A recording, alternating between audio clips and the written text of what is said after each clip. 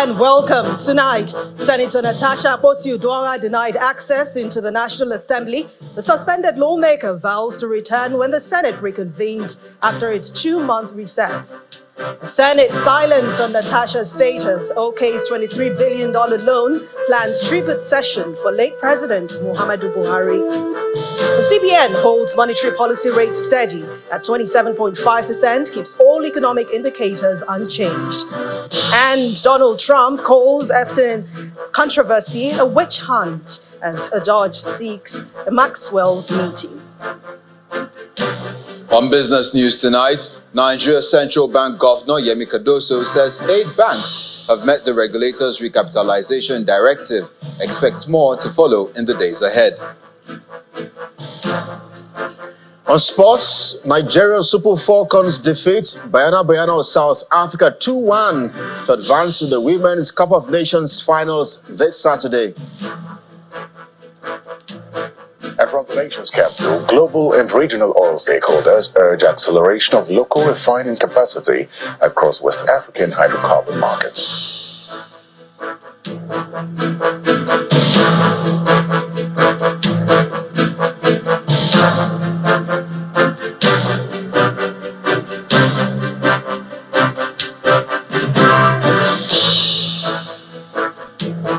Tonight, we begin with the drama that ensued around the premises of the National Assembly as a suspended lawmaker representing Kogi Central, Senator Natasha Akpoti-Uduaghan, was today denied access into the National Assembly. While after her convoy was denied entry, the senator made her way on foot to the second gate of the National Assembly complex, where she was again denied access by security operatives. Speaking to journalists afterwards, Senator Akpoti-Uduaghan expressed displeasure with the actions of the security operatives, vowing to return to the Senate after the reconvene after its 2-month recess and resolving to meet with her legal team to discuss the next action. Our correspondent, Kayla Megwa, has more. It's an ongoing battle that has been raging since her suspension on the 6th of March 2025.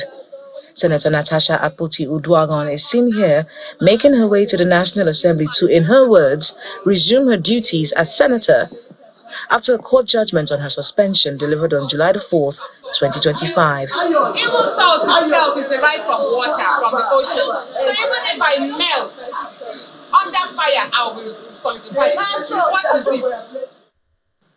This document has been the bone of contention since that ruling, with the Senate insisting that the court never asked her to resume.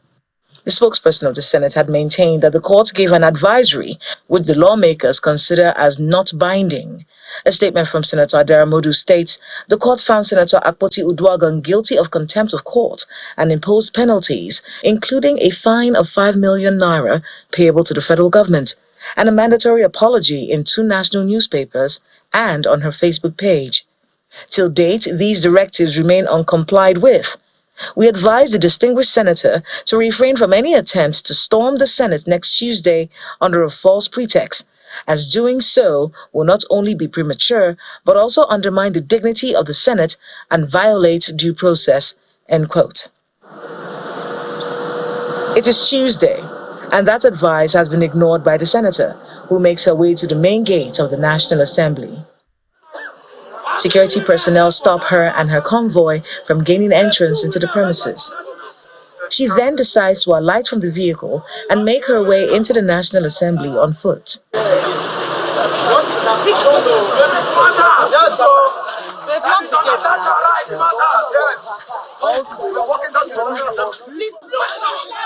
She is stopped at another checkpoint, and after a brief scuffle, she, alongside her supporters, continue to walk into the National Assembly.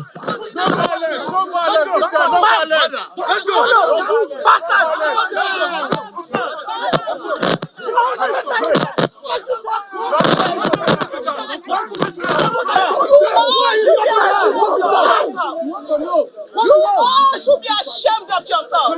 You close the doors. You don't make yourself prisoners. After it is made clear that she will not be granted access into the premises, the lawmaker briefs the media on her thoughts about what has transpired and what she intends to do next. That outburst I had on the floor was just a compilation of so many wrongs.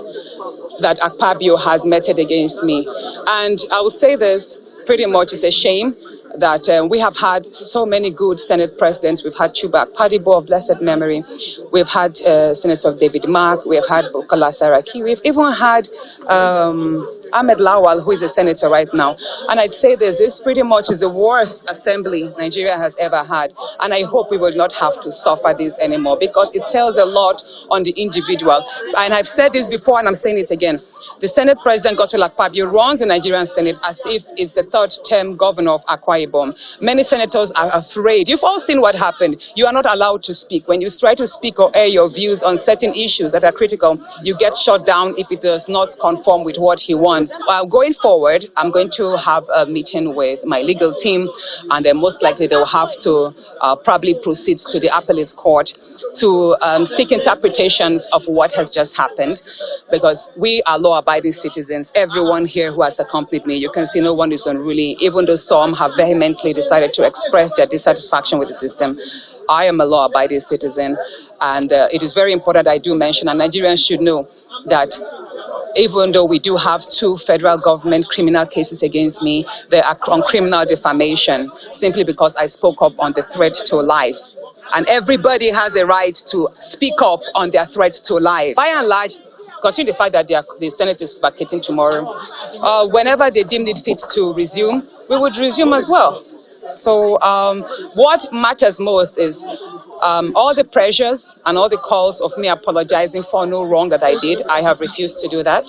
So if it means staying the entire 6 months for an unjust suspension, which I'm saying, repeating again, has been quashed by the courts, so be it. Vowing to come back when the Senate resumes from recess in 2 months, Senator Akpoti Uduaghan and her supporters leave the National Assembly complex, making their way back to her convoy on foot. From the National Assembly, Kayla Magwa, Channels Television News. Meanwhile, the Senate has refrained from commenting on the attempt by Senator Natasha Akpoti-Uduaghan to gain access into the National Assembly complex this morning, accompanied by her supporters. The Senate instead focused on legislative business, announcing plans to hold a special session in honor of the late former President Muhammadu Buhari. Meanwhile, the lawmakers have urged the public to disregard unverified social media claims suggesting that the Senate Committee on Constitution Review had recommended the creation of new states. A National Assembly correspondent, Gloria Umezuki, reports. Fresh from a one-week break, lawmakers returned to legislative duties, but not oblivious to the chaotic scenes that played out outside the gates of the National Assembly.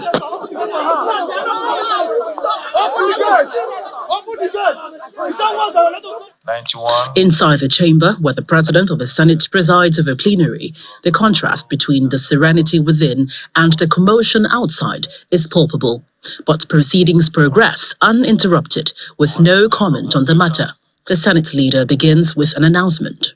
I want to inform that by the grace of God, tomorrow, Wednesday, this Senate will be taking a special motion as well to honor the late President Muhammadu Buhari. And distinguished colleagues will also have a chance to make contributions in that regard. The President of the Senate then clarifies recent concerns on social media over the creation of additional states following a personal explanation raised by Senator Abdul Ningi.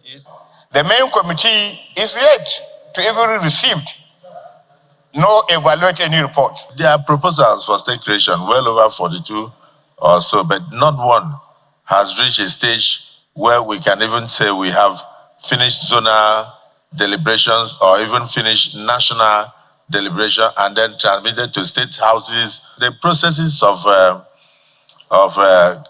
making amendments or alterations to the Nigerian Constitution are very laborious and very stringent.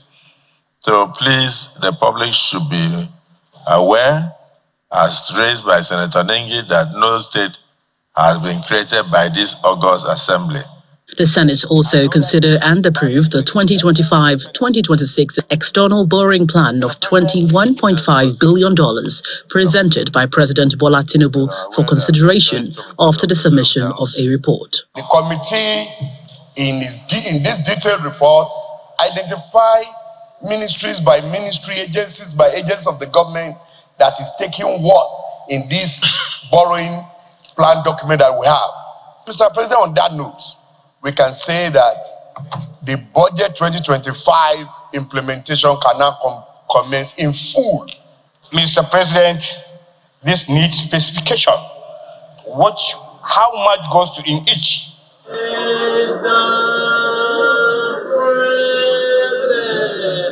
Meanwhile, for the fourth consecutive time, the Senate has summoned the Group Chief Executive Officer of NNPC Limited, Mr. Bayo Ojulari, to appear before its Public Accounts Committee over alleged financial infractions amounting to 210 trillion naira. And this latest absence has prompted fresh concerns among the lawmakers as they prepare to go on recess on Wednesday, vowing to invoke all legal powers available before it to compel his appearance. From the National Assembly, Gloria Omezuke, Channels Television News. Let's head to the Green Chambers now. The U.S. visa restrictions, the duration and validity of non-migrant visas, which affects Nigeria, has caught the attention of the House of Representatives. Following a motion by the Honorable Mukhtar Mohabbat, the House is worried that the decision was taken without consultation or consideration of the relationship between both countries. The House further urges the Ministry of Foreign Affairs to engage the U.S. authorities to reverse the decision. Our National Assembly correspondent Terry Ikumi reports. You are welcome to the Parliament. The Green Chamber is almost empty as lawmakers resume plenary for the first session of the week. Plenary commences with a moment of silence for the late former President Muhammadu Buhari. A defection is then recorded as Representative Mark Essiet from Akwa Ibom State joins the majority All Progressives Congress.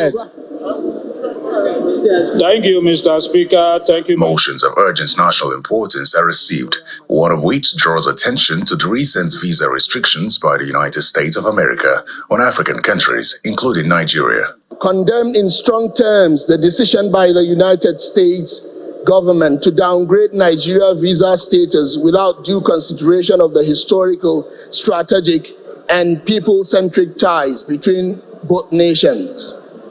Urge the United States Embassy in Nigeria and the United States Department of State to rescind the new visa policy decision and restore 5-year multiple entry visa regime previously granted to Nigerian citizens. The motion is adopted, and another motion of urgent national importance on the need to resolve the crisis affecting dentistry students at the University of Calabar is taken and adopted. The House resolves as follows.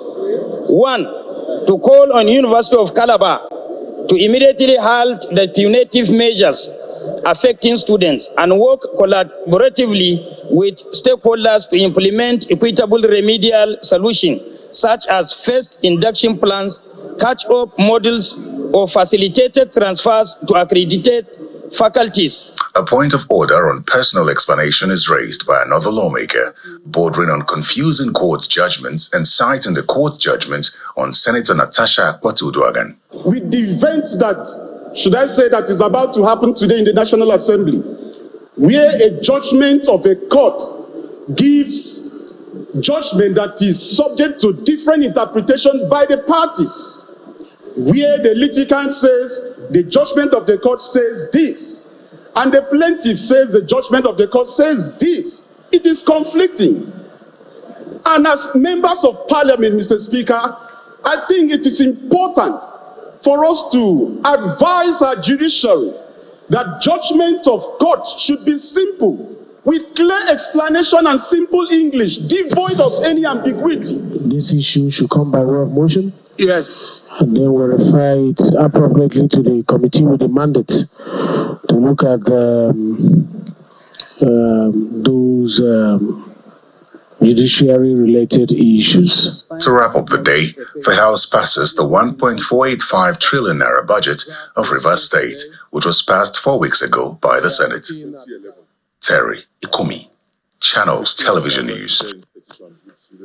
In part two, after the break, the Central Bank of Nigeria holds monetary policy rate steady at 27.5%, keeps all economic indicators unchanged. Also, we have the CEO of financial derivatives company, Bismarck Rewani, in our studio today to look at the numbers and the impact on Nigeria and Nigerians. Please join us again.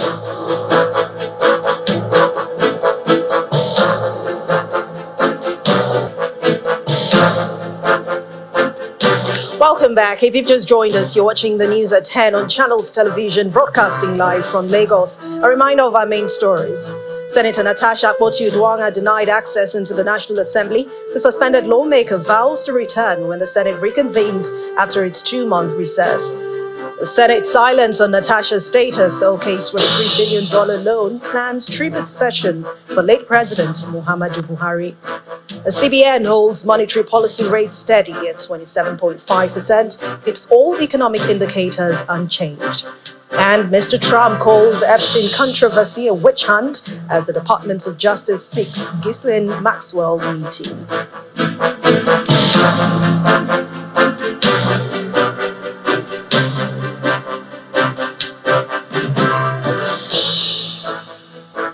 The Monetary Policy Committee of the Central Bank of Nigeria has opted to maintain its current monetary policy measures, keeping the benchmark monetary policy rate unchanged at 27.5%, and that's the highest level in nearly 2 decades. The committee also retained the asymmetric corridor at plus 500 and minus 100 basis points, the cash reserve ratio for deposit money banks at 50%, and the CRR for merchant banks at 16%, while holding the liquidity ratio at steady at 30%. While this decision reflects the central bank's continued focus on taming persistent inflation, which remains in double-digit despite recent marginal improvements. But analysts are now suggesting the hold signals a cautious approach balancing price stability with economic growth concerns. The committee decided to maintain the current monetary policy stance. For the third time in 2 years, the CBN's MPC has retained all parameters at the end of its meeting. The CBN governor, Mr. Olayemi Cardoso, shares considerations, which is a mixture of both positive and negative macroeconomic outcomes. The committee acknowledged the decline in headline inflation in June 2025, the third consecutive month of deceleration. Despite these positive developments, members observed the uptick in month-on-month headline inflation, suggesting the persistence of underlying price pressures. Mr. Cardoso expresses the determination of the bank to deal with the underlying price pressure until a single-digit inflation is achieved, but raises concerns on the need for collaboration with the fiscal authority in areas which include the management of federal allocation, which he believes has added to inflationary pressures. We need a framework to reinforce this fact to ensure that it doesn't filter into the larger, especially to FX, in a way that will be creating challenges for the FX market. Maybe the disbursement should not be as once. It shouldn't be like a bulk disbursement. You can phase the disbursement. That's also subject to what the governors will say. They can do that. Also, another thing to consider could be that they can actually give them instruments that can be discounted.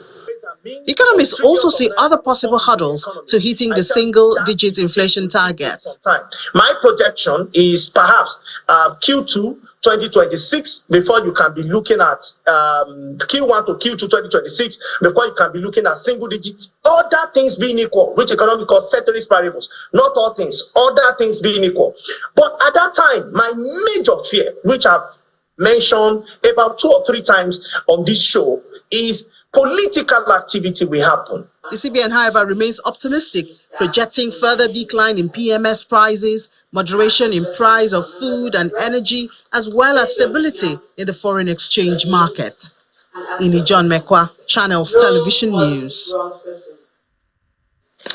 Oh, we heard that reports where the CBN maintained its MPC committee meeting, maintained rates So we have our the CEO of Financial Derivatives Company, Mr. Bismarck Rewani, right now to tell us more about these figures, of course, analyze the details and maybe the impact on Nigeria and Nigerians. Thank you very much, Mr. Rewani, for joining us on the News at 10. The central bank has maintained that figure. I saw on your slide where you said CBN holds fire. Yes.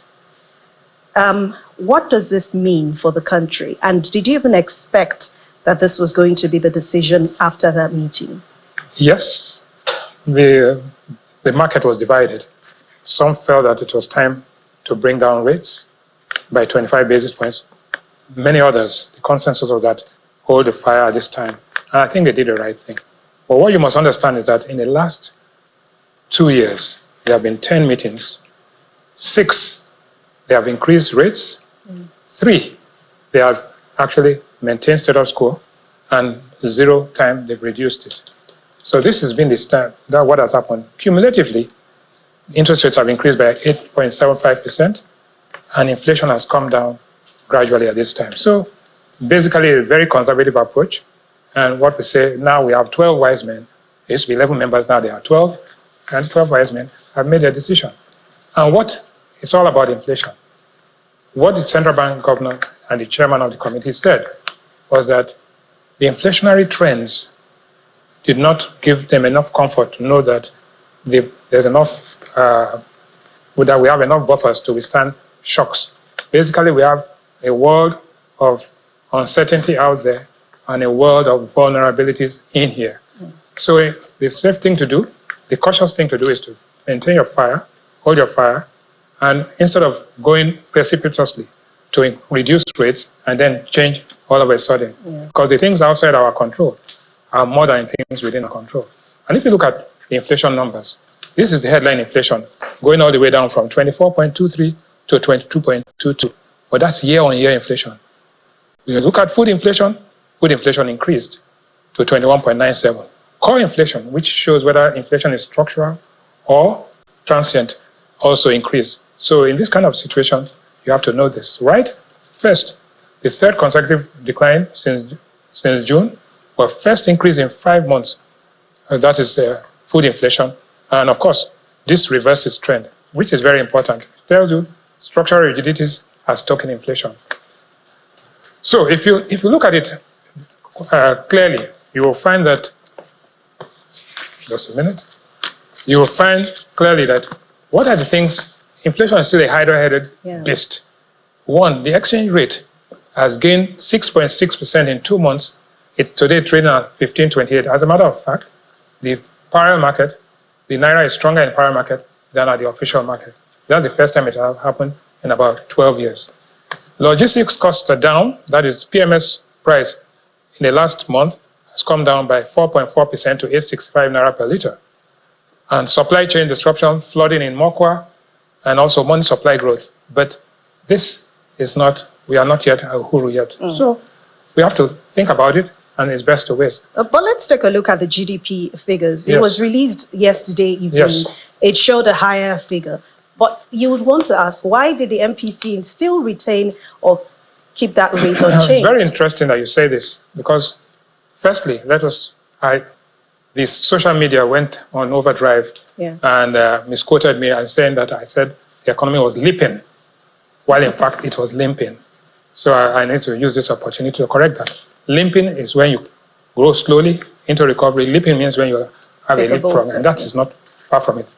Nigeria's GDP rebase is about approximately $250 billion. Nigeria is still the fourth largest economy in Africa, behind South Africa, Egypt, and Algeria.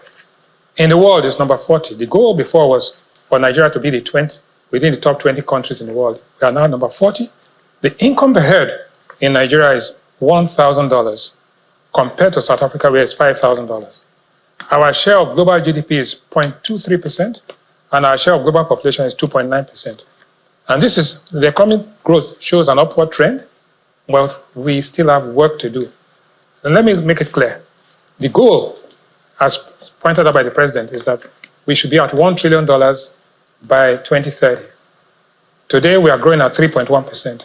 For us to go from $250 billion to $1 trillion, we need to grow at 15%. That's not going to happen quickly, except certain things change.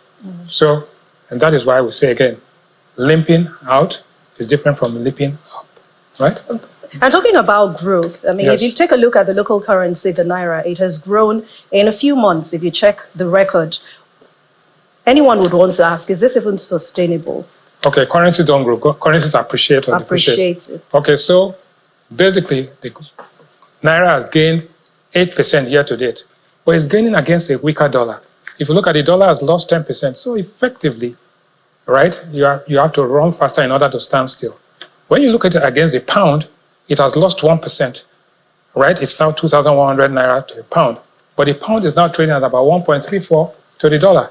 Against the euro, it has lost 4%. So yes, it's good, but it could be better. But we're not worrying ourselves. But what is important is if the price of oil drops below $65 a barrel, then this currency appreciation could be threatened. I think it's very important to know that. Now, against other countries, if you look at other countries, right, the yellow line here is Ghana, and Ghana is having the next meeting. They had an emergency meeting 2 days ago, and they're having a meeting on Wednesday, and they are 28%. Nigeria is at 27.5%. Ghana is likely to bring it down to about 24%. The other countries, Kenya is at 9.75% per annum, and South Africa is at 7.25% per annum. So Nigeria is playing very safe. They don't want to do things, and then the markets begin to say, okay, these guys are flip-flopping. So what we've earned is a reputation of being cautious, being stable, and being consistent, and not going with the flow. I think that is what the MPC is trying to maintain. Price stability is a core mandate. But if you go on to the next slide. Talking about now, inflation. When you look at inflation, let us see how it affects you. Food basket. And we're looking at the price of these things last year compared to the price of it this year. Last year in July, a bag of rice was 84,000 Naira. It's now 87,000 Naira. So it's up by 3.57%. But don't forget, it had gone down. The price of rice had gone down sometime in the last few months, but it started going back up. Look at wheat flour. It was 59,500 by this time last year. Even though the exchange rate has appreciated, it's selling at 65,000. It's up 10%. Chicken was 4,500 per kilogram.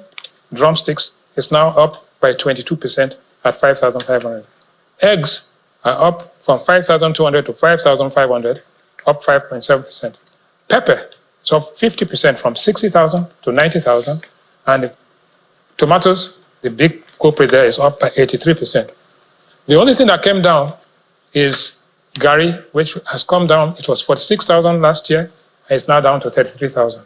But then let's look at the non-food basket. That's where it gets very interesting. The non-food basket, there were 4 items went up and 1 declined. Road transport from Lagos to Benin was 25,000 Naira one way last year. It's now 28,250, in spite of the fact that the price of petrol has come down. Petrol was 770 Naira per litre at this time last year, a year ago. It's now 865, even though it had gone much. Lagos to Abuja round trip was 152,000 Naira by air. Last year, in July, it's now 200,000, up 31%.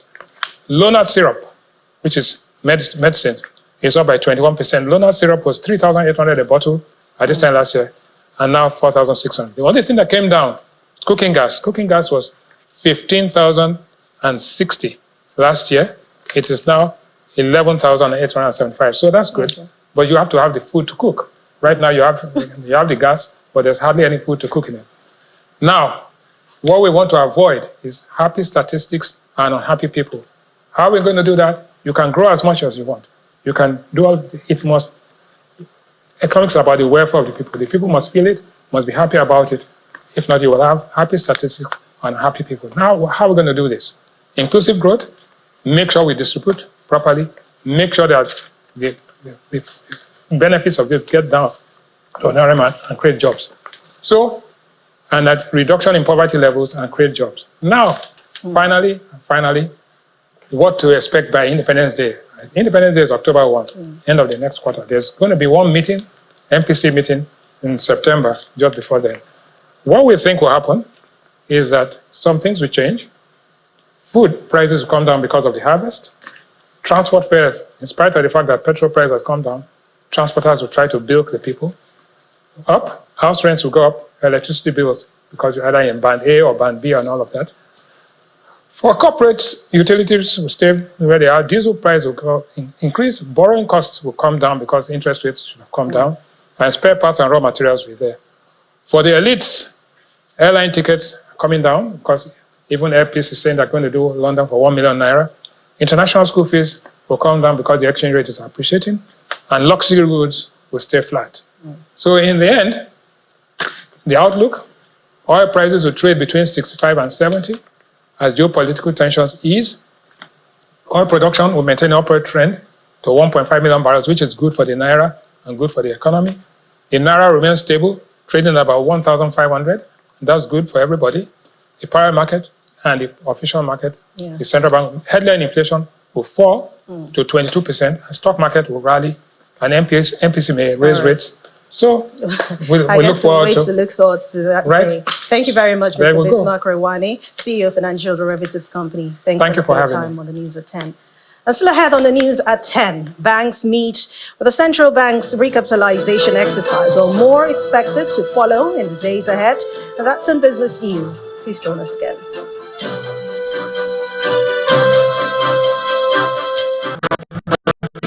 Welcome back. The federal government's new tax reforms initiative is geared towards stimulating the economy in order to bring the needed growth. And this was part of the submissions by the tax administration experts as PricewaterhouseCoopers hosted an executive summit on Nigeria's tax reforms, which held in Lagos. It's the PricewaterhouseCoopers Executive Summit on Nigeria's tax reforms holding at the Eco Hotel and Suites in Victoria Island, Lagos. What technology readiness do you have? This conference comes at a time the government appears to boost its revenue through tax. Part of the document is the harmonization of federal taxes, exemption of 97% of those who operate in the formal sector, and provides opportunities for businesses in the country. With this in mind, the chairman of the Presidential Fiscal Policy and Tax Reforms Committee, Taiwo Edele, is assuring his audience of the full implementation of tax reforms as envisaged by the government. Myself and the rest of my team, we're not going anywhere. We're going to be there to implement. We've said to ourselves that people can appreciate what we're doing, but we think they should wait until we have implemented and we have seen the impact and the outcome. So we are that intentional in terms of the approach. As some key components of the new tax is discussed, it is believed that for the law to achieve desired results, government and the private sector must collaborate and align with the spirit of these reforms. Today, you have companies like Flutterwave, etc., Paystack, that have created payment gateways that allow SMEs to, at a click, be able to offer payment services. I expect to begin to see those type of companies also then playing in this e-invoicing, e-tax regime. One clear message delivered at this summit in relation to Nigeria's administration of taxes is a movement from complexity to clarity. The way I like to describe this is that we're moving from complexity to clarity. So the tax laws are more transparent, they are fairer, they are more growth-oriented. And as you've heard today, it's less about raising revenue and more about stimulating growth in the economy. The PricewaterhouseCoopers Executive Summit on Tax Reforms is also seen as an avenue to launch the tools that will enhance tax collection. The definition of a Nigerian company has now changed from just being incorporated vehicles to also being those that are effectively managed from the country. As Nigerian companies, you also have to start looking at your compliance obligations. Some things may need to change, especially the way you've complied in the past. Some companies are now required to comply on a monthly basis. It will be recalled that President Bola Tinubu signed the tax reforms bills into law on June 26, 2025, and the law is due to take effect on January 1, 2026, as the federal government set its sight on achieving its ambitious $1 trillion economy.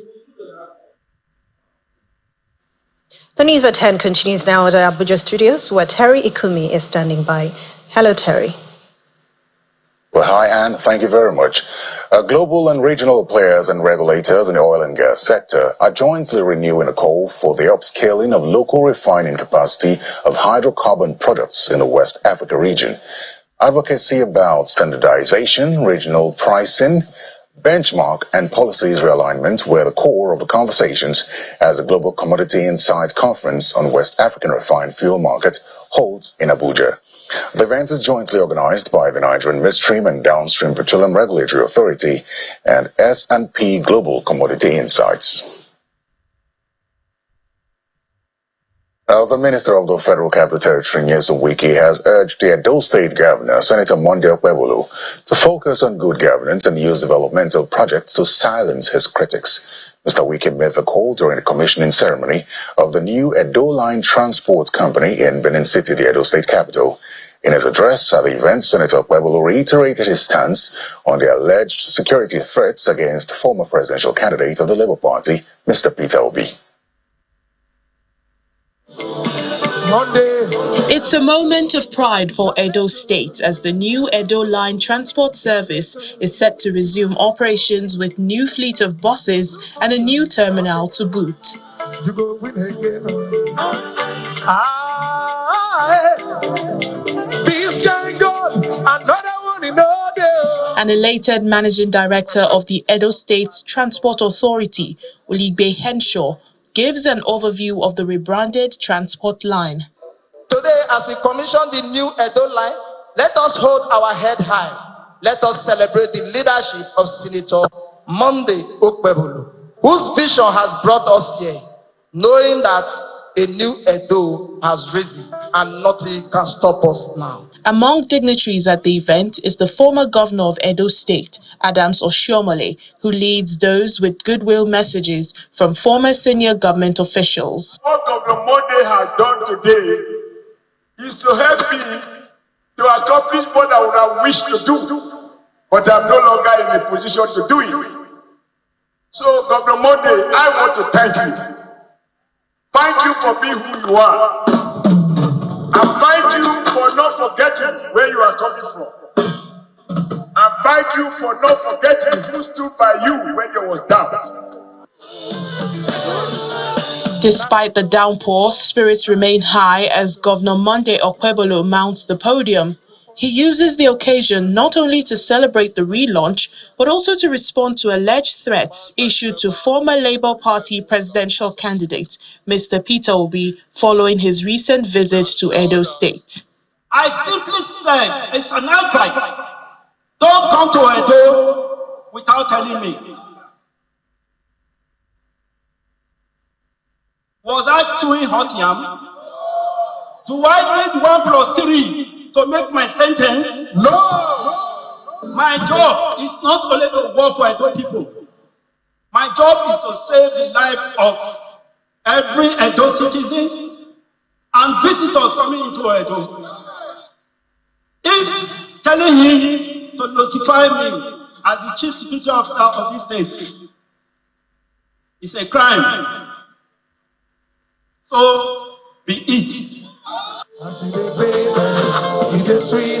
On his part, the special guest of honor and the minister of the FCT, Mr. Nyesom Wike, rounds off speeches with a call to action for the governor. I don't identify with failures. I identify with people who mean well for their people. What your people want is, what are you doing? Not what I will do. When I saw this, and I said, indeed, you have done 2 things. What are the things you have done? By bringing back this new Edo line, you have reduced the burden of transportation. That is touching the lives of our people. The event climaxed with the official declaration of operations for the new Edo Line Company. In the name of God the Father, God the Son, and God the Holy Spirit.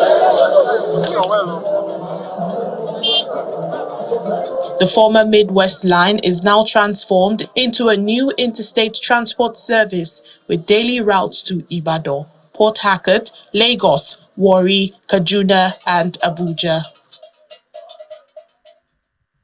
Well, that's all from the nation's capital. Next is business news from Lagos with Dominic.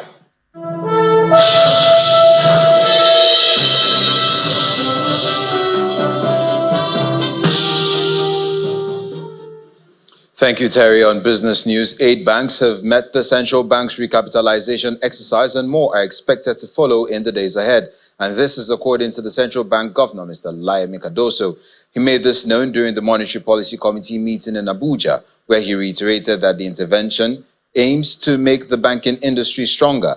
The Apex Bank chief explains that the financial regulator will continue to supervise activities in the subsector as part of its mandate towards ensuring stability in the nation's economy. Leading sub-Saharan African building solutions company, Lafarge Africa plc, has released its unaudited results for the second quarter of this year, which shows exceptional performance recorded by the company within the period. Key highlights of the industrial giant's financial reports released by the NGX shows that the company's sales revenue surged to 268.63 billion naira, which represents 70% increase against the 157.80 billion naira value recorded in the same period last year. At the same time, the company's operating profit soared by 153% to 120.61 billion naira year-on-year. Profit after tax jumped by 248% year-on-year to 84.03 billion naira. Lafarge Africa's Chief Executive Officer Lulu Alade Akinyemi explained that the exceptional performance recorded in the second quarter was driven by innovative product offerings, strategic operation, distribution efficiency, and relative stability of the naira, with no significant loss to foreign exchange. Commenting on projections for the second half of the year, he expressed optimism of a positive outlook, anticipating that the market will maintain a growth rate consistent with the trend from the first half of the year. And it's another day of new record highs for the domestic stock market as investors extend bargain hunting for high-value stocks on the NGX. Willie Bong tells us more.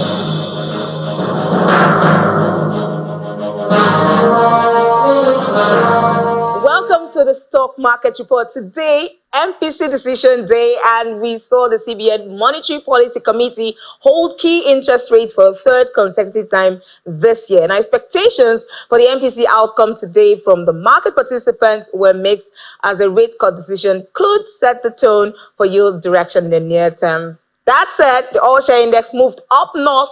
We say investors are possibly seeing the hold position by the central bank, giving some form of certainty for rates as the index surged again to a new all-time high at 132,451 points, up 0.47%, and the market cap sitting at 83 trillion naira. Dangote Sugar was the toast of investors today. We see the consumer goods giant gain 10% to close at 56 naira 10 kobo. But it wasn't all rosy for the consumer goods sector, as Ella Lakes, a company still in the food business, fell to the bottom of the trading floor, losing 10% and closed at 9.90 kobo. However, that boost from Dangote Sugar lifted the consumer goods index by 0.5%.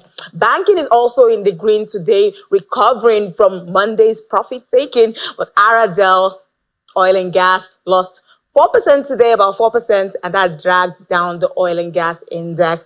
Largely positive movement all the way for equities. Let's see if investors can keep the heat up. Will Ibong signing out. And that's it on business news. Back to Anne for the rest of the news at 10.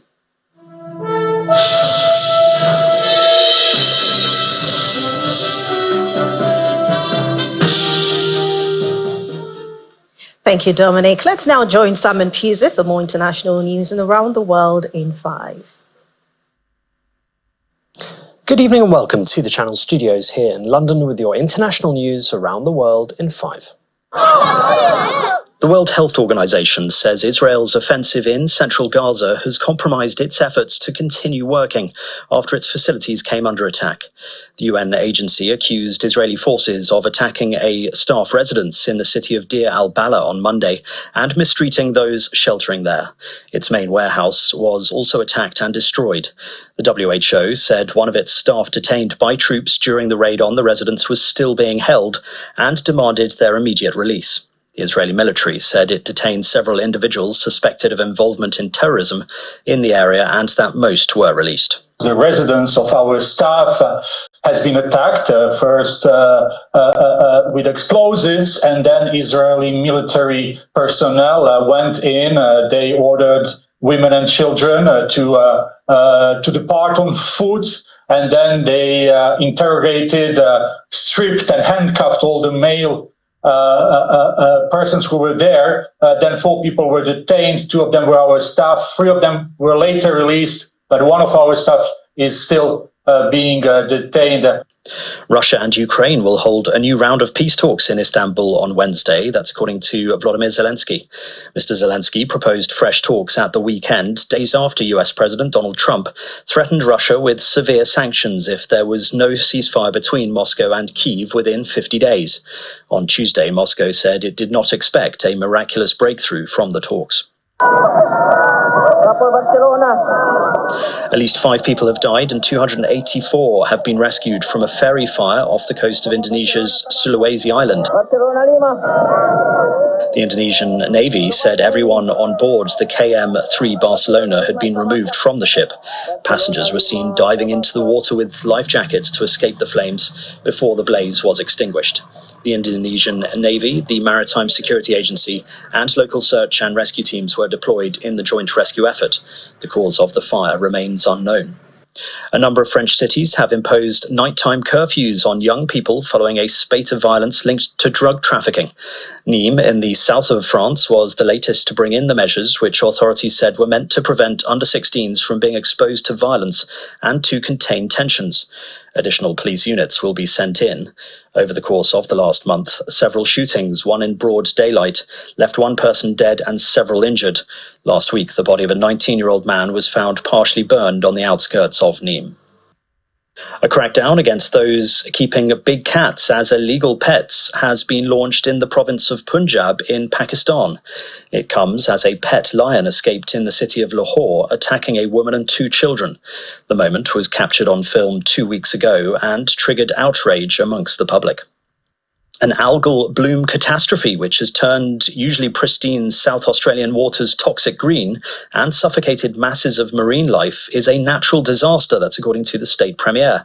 The algal bloom, a rapid increase in the population of algae in water systems, has been spreading since March and is now twice the size of the country's capital territory. The federal government has unveiled an assistance package of 14 million Australian dollars, but refused to designate the event a natural disaster. Authorities say more than 400 species of marine life have died and local industries are suffering. That this is an unprecedented event. You know, with a bushfire, you can put the fire out. If there's a flood, you can, do the modelling to have a sense of where the water is going to go. Whereas this is so entirely unprecedented, we don't really know how it's going to play out over coming weeks and months ahead. They are weeks and weeks, in fact months behind. Now what we see is a Premier that has been shamed into action and is more concerned with saving face than saving the environment. And a new photograph of Prince George has been issued by Kensington Palace to mark his 12th birthday. The photo of the smiling prince was published on social media. George, the elder son of Prince William and Catherine, is the second in line to the throne. A short video clip on social media also showed the prince playing with his younger siblings, Charlotte and Louis, before having his birthday photo taken by a wooden gate. And that's your international news around the world in 5. Now back to the Channel studios in Lagos. Many thanks indeed, Simon, and welcome to Sports News. Nigeria Super Falcons' dreams of clinching the 10th Women's Cup of Nations trophy could become a reality with just one win away from laying their hands on the continent's most prestigious trophy. The Super Falcons scored a dramatic stoppage time winner to beat defending champion South Africa 2-1 Michelle Aloze's delivery from deep into the box eluded Bayana's keeper to push the 9-time champions in Saturday's finals. Captain Rashida Ajibade broke the deadlock just before the break with a composed finish from the penalty spot after a handball by Babane Mbane in the South African box. And we have that confirmation just a moment ago that host Morocco will face the Super Falcons of Nigeria in the finals after seeing off the Black Queens of Ghana 4-2 on penalties. The game ended 1-1 in regulation time.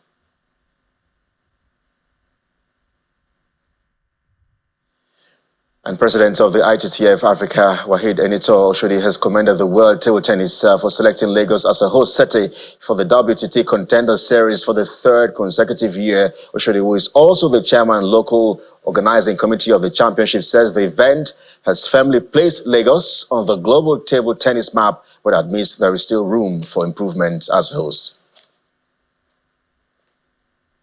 Roland Garros semi-finalist Lua Boisson has announced her withdrawal from the WTA 1000 event in Montreal due to a left abductor muscle injury, as the list of high-profile absentees from the Canadian Open continues to grow. The injury blow comes days after the 22-year-old backed up her performances at last month's French Open by winning her first top-level event on clay in Hamburg and breaking into the world's top 50.